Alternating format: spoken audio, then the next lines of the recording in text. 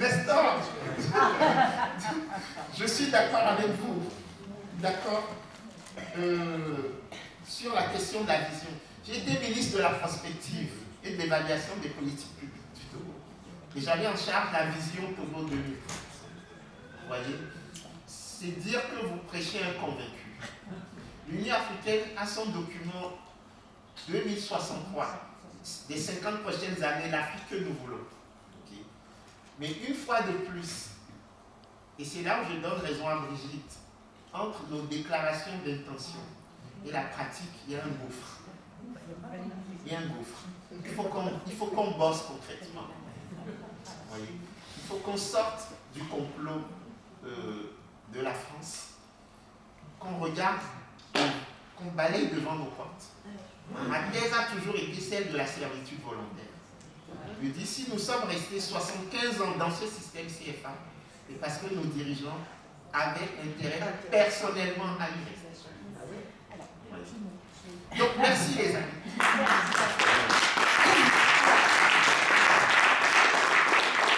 Deux petits mots. Bon, c'est dommage, des gens sont partis, mais c'est normal. On termine quand même, c'est encore bien. Merci d'être là. Moi, je voudrais dire trois petits mots, en fait. Toi et fondation. Alors moi, je discute le terme de toi. Hein, déjà, pour commencer. Parce que la monnaie, c'est beaucoup plus qu'un toit, c'est du lien social. Hein, et ça, il faut absolument y revenir, c'est vital. Et il faut en faire un lien social. Et ça doit se travailler en même temps, bien sûr, que de rebâtir des fondations. Nous, on a le même problème en Europe. Hein. On ne va pas casser l'euro alors qu'on a envie de refonder l'Europe aujourd'hui. Donc, on a besoin de travailler sur les deux pieds. La deuxième, et pour ça, il va falloir mobiliser les sociétés. Comme ça concerne 300 millions d'Africains, il n'y a rien à faire, et même les Européens. Il faut qu'on réfléchisse et qu'on agisse ensemble. Problème d'éducation, j'insiste pas, mais pour les jeunes qui sont formés en tout cas, et ils sont suffisamment nombreux, il y a beaucoup de volonté chez les jeunes africains, il faut qu'ils se mobilisent aussi et qu'ils aillent à la bataille de gagner leur politique africaine. Là-dessus, je dirais deux mots sur l'avenir démocratique de l'Afrique. Michel nous dit, ça ne se fera pas tant qu'on n'a pas des États de droit. Alors attention aussi aux modèles occidentaux. Ils sont en crise, nos États de droit. Hein. Nos États de droit ne mobilisent pas leur société, et c'est d'ailleurs pour ça qu'on n'y arrive pas aujourd'hui. Donc il va falloir inventer d'autres modes démocratiques, et je pense que l'Afrique là-dessus peut innover, y compris nous aider d'ailleurs à transformer nos propres modèles à nous.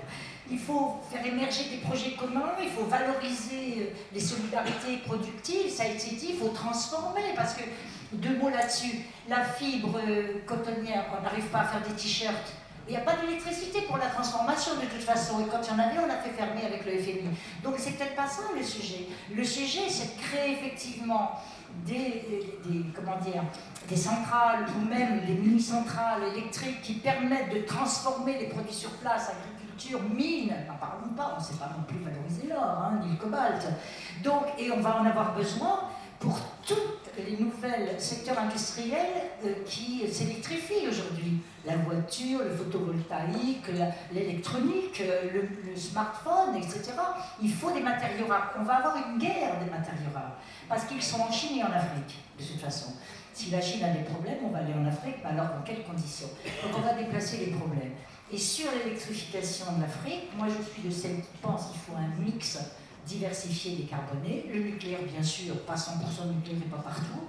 Mais dans quelques pays, il y a l'Afrique du Sud déjà, le Kenya s'interroge, on les a invités à Helsinki il n'y a pas longtemps, la Gambie, le Mozambique.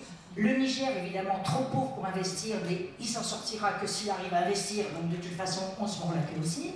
Donc il faut bien réfléchir au système mixte de production électrique. Moi, j'ai entendu l'irresponsabilité des États européens de demander zéro carbone en Afrique. Je dis que c'est irresponsable quand l'Afrique est encore à 92% d'énergie carbonée des fossiles et qu'elle ne pourra pas faire neutralité carbone seule, alors qu'elle n'est responsable que pour 4% du réchauffement climatique, entre parenthèses. Donc non, il faut permettre au contraire à l'Afrique de se développer, et si on ne sait pas faire de nucléaire en Afrique, on ne savait pas le faire non plus, on a appris, on a fait des transferts de technologie, des transferts de compétences, on a accompagné, c'est ça, il faut le mettre au cœur des nouvelles coopérations entre l'Europe et l'Afrique. Moi, je ne suis pas pour que les pays riches continuent à se développer avec la prospérité, avec leurs outils, etc. Et puis qu'on laisse l'Afrique dire, bah, débrouillez-vous, vous avez vos propres atouts, débrouillez-vous tout seul. Non, il y a des coopérations internationales à mettre sur pied. Et c'est ça pour moi les fondations, aussi, bien sûr. Donc, qu'est-ce qu'on va faire? 2 mots là-dessus. Pour les entretiens africains, la monnaie aujourd'hui, qu'est-ce qu'on a voulu faire? On a voulu clarifier quand même un débat, des annonces qui viennent d'être faites tonitruantes, et puis plus rien. Alors, c'est quoi ce truc? On a voulu clarifier. Mais bien sûr, c'était pas un colloque, on n'a pas réfléchi à l'articulation de la monnaie avec les politiques économiques, ou les politiques budgétaires, ou les politiques industrielles, tout simplement, mais on le fera. Alors, on avait déjà commencé avec les entretiens africains, je peux vous dire que depuis 5 ans, on a fait une centaine de réunions, dont 3 colloques sur la valorisation des projets africains, sur la croissance inclusive. On est sorti avec des recommandations de Dakar, 600 personnes à Dakar, sur les enjeux d'une croissance inclusive, macro et micro. Je peux vous dire que c'était passionnant. Après, il faut qu'effectivement les acteurs de terrain relayent. Ça ne peut pas venir d'une association, fût-elle intéressante, hein, je veux dire, ça ne suffira pas. Et ça, c'est très difficile. Et je rejoins Kako quand il dit que pour les Africains qui auraient envie, ils ne savent pas faire obligatoirement. Parce que nous, on a l'habitude de déléguer, mais un peu moins, on commence à s'organiser au niveau sociétal. Mais les Africains, c'est peut-être encore pire. Et c'est là aussi qu'il va falloir créer des sociétés civiles beaucoup plus dynamiques. Et ça travaillera avec des États. Je ne crois pas aux États vertueux. Je pense qu'ils peuvent être plus vertueux quand même. Hein. Mais s'ils ne travaillent pas avec leur société, ils n'y arriveront pas tout seuls. C'est pas possible. Ils sont confrontés à trop de défis et ils sont dans la mondialisation, effectivement. Donc, encore un tout petit mot pour vous dire que moi, je vous donne rendez-vous. Les entretiens africains n'existeront plus sous la forme où on les a fait depuis 5 ans. On a décidé avec Philippe Herzog de créer un séminaire qui va s'appeler Europe 21, qui va repenser les relations de l'Europe avec les autres régions du monde et pas seulement l'Afrique, puisque la Chine est en Afrique, la Russie, tu en as parlé, bon, etc. Et donc on a décidé d'essayer de penser la révolution anthropologique qu'appellent les mutations économiques, climatiques, démographiques, etc. Mais pas de le faire tout seul chez nous en Europe, de le faire avec les autres parties du monde, car on ne redéfinira l'avenir de notre planète et les valeurs universelles que si on les travaille avec les autres. De vouloir projeter nos valeurs occidentales, ça foire chez nous, ça foire ailleurs, donc il faut faire autrement. Et la deuxième chose, on fera donc un séminaire de 6 conférences avec des matinées sur ces relations dont je viens de parler, mais l'après-midi, on travaillera sur les coopérations renforcées. Et je peux vous dire qu'au cœur des coopérations, on mettra au moins 2 sujets pour l'Afrique. Un, l'énergie, effectivement, avec la place des différentes sources énergétiques. 34 pays africains en uranium, entre parenthèses. Hein. Donc on va continuer à les piller sans rien faire. Pour eux, au bout d'un moment, ça va. Quoi. Et puis, deuxièmement, on mettra la mobilité. La mobilité humaine est un bien commun. La mobilité est un droit public mondial. Donc, Christian disait, on n'en a pas parlé. Nous, on vient de faire 1 an sur ce thème des mobilités. On a fait un festival de cinéma aussi sur ce sujet, regard croisé sur les mobilités. On le remettra à l'ordre du jour. Mais il est bien évident qu'il faudrait mettre aussi les enjeux de l'éducation, il faudrait mettre les enjeux de la sécurité.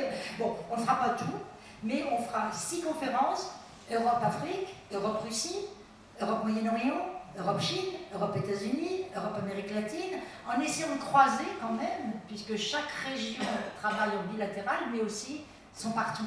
Donc voilà le projet, et pour l'Afrique, je vous donne rendez-vous fin mai, début juin. À très bientôt.